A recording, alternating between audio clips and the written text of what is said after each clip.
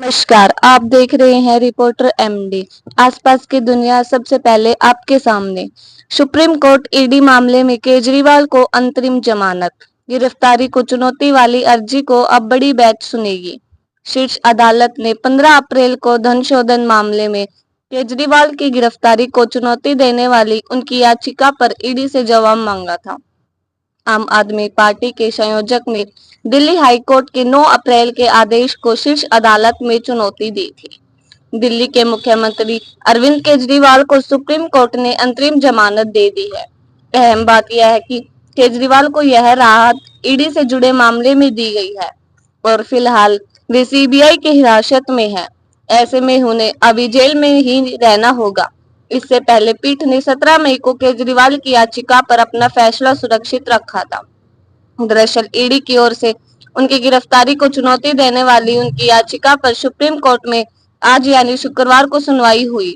याचिका में दिल्ली में कथित आबकारी नीति घोटाले से जुड़े धन शोधन मामले में प्रवर्तन निदेशालय की ओर से उनकी गिरफ्तारी को चुनौती दी गई थी। कोर्ट ने इस याचिका को बड़ी पीठ के पास भेज दिया है। कोर्ट ने ईडी की ओर से दायर आबकारी नीति मामले में अंतरिम जमानत देते हुए कहा कि हम धारा 19 के प्रश्न पर विचार कर रहे हैं। हमने धारा 19 और 45 के बीच अंतर साफ कर दिया है। धारा 19 जांच अधिकारी की व्यक्तिपरक राय है। धारा 45 न्यायालय की ओर से किया गया प्रयोग है।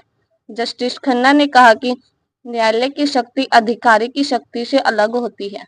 हमने गिरफ्तारी की आवश्यकता अनिवार्यता को आधार बनाया है, विशेष रूप से अनुपातिकता के सिद्धांत के मैनेजर जिसे हमने बड़ी पीठ के पास भेजा है।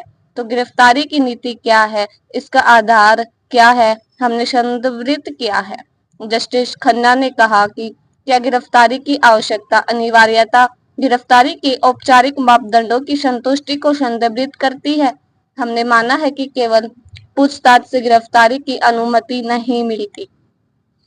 अरविंद केजरीवाल ने 90 दिनों की कैद झेली है।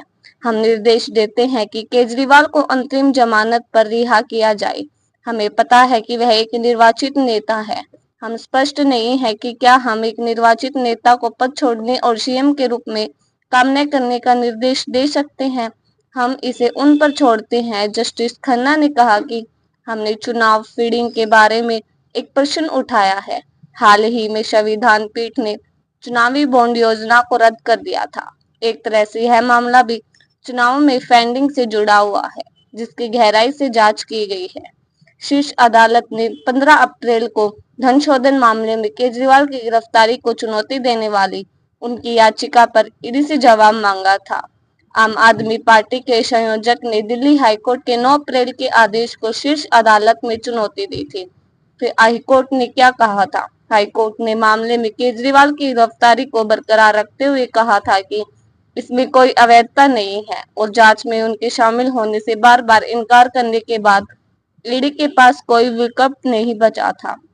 मुख्यमंत्री को ईडी ने धन शोधन मामले में 21 मार्च को गिरफ्तार किया था।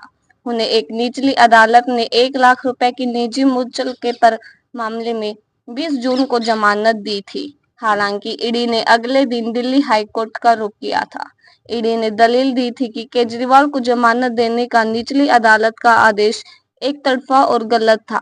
केजरीवाल को कथित आबकारी नीति घोटाले से संबंधित भ्रष्टाचार के मामले में 26 जून को सीबीआई ने गिरफ्तार किया था।